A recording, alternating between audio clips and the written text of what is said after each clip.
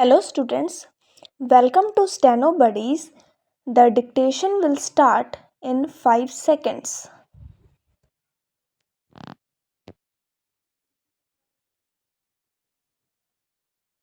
I am very happy to have this opportunity to meet you. Great responsibility rests on the shoulders of our civil services, particularly the Indian Administrative Service. Ours is a large country characterized by great diversity, great complexity, and the unity and integrity of India has to be the primary concern of all those involved in processes of governance. This does not mean that we should lose sight of the peculiar circumstances in which your respective states may be placed. I think ours is a unique administrative setup. It is a federal setup, and services like the Indian Administrative Service perform that twin combination of concern with local circumstances and at the same time wider concern that these local problems are resolved in a manner which strengthens the bonds of unity and strengthens the nation's integrity. Of all the services in our country, the Indian Administrative Service has performed its role with greatest efficiency, integrity, and commitment to national values. I said that ours is a country of great diversity and great complexity.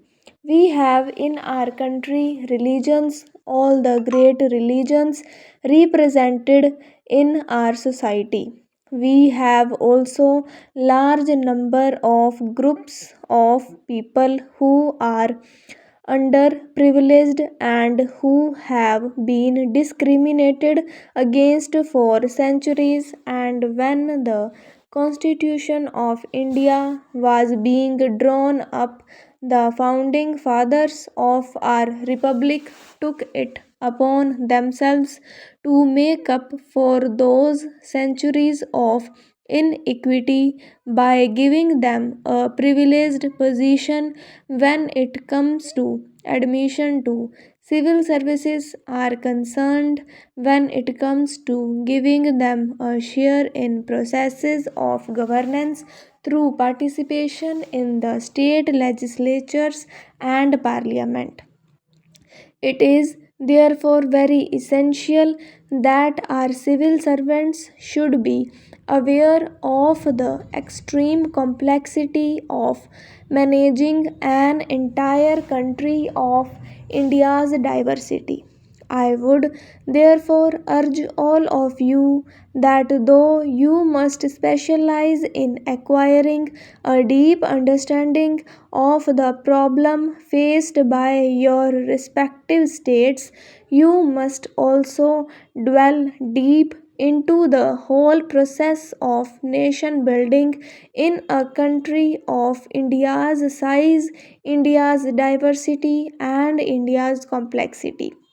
I would also say that we are living in a world where human knowledge is growing at an unprecedented pace. Therefore, your stint at the academy cannot and should not involve an end of the thirst for acquisition of knowledge. I think our training modules suggest that life has to be one of continuous process. Our country has been growing at a handsome rate in the last 15 years ever since the reform program was launched.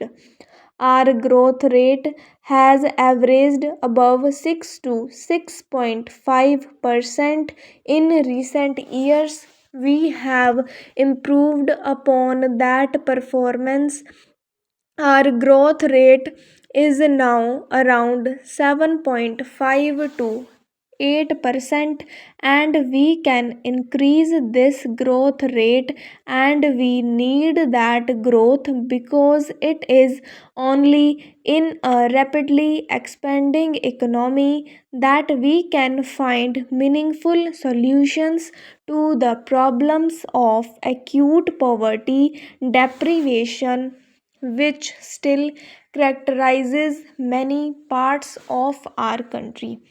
And if growth is not there, the whole process of redistribution of incoming wealth becomes a zero sum game.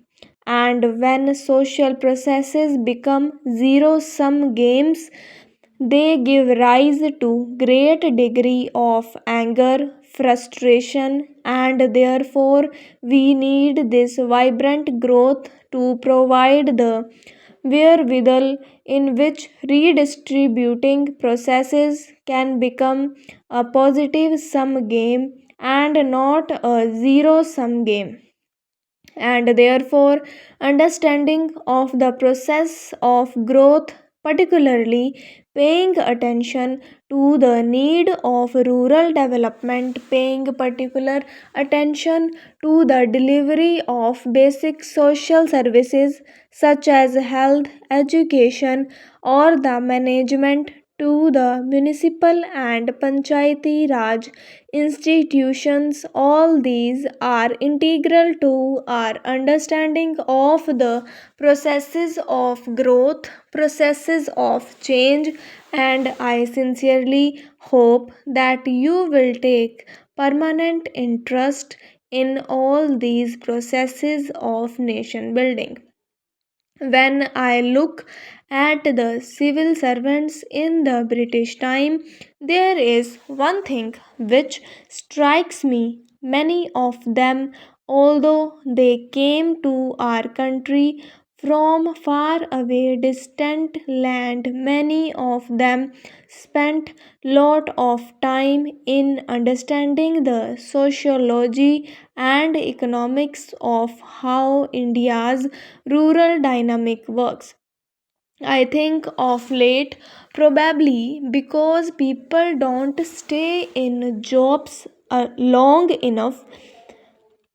Therefore, I think that depth of knowledge that our civil servants need to understand processes of change, particularly in the rural sector, the problems of disadvantaged communities, scheduled castes, scheduled tribes, they do not receive the attention that they deserve. That's why you have tensions in rural India, the Naxalite problems. These are problems which have several dimensions. A law and order dimension is important, and no state can really neglect the enforcement of law and order, and also enforcement of the rule of law in our country. But you must also recognize that there are, I think, underlying tensions arising out of the fact that not all sections of our society get an equitable share or the benefits of growth, benefits of development, and therefore I think you have to pay particular attention to being the custodians of the well being of the weaker sections.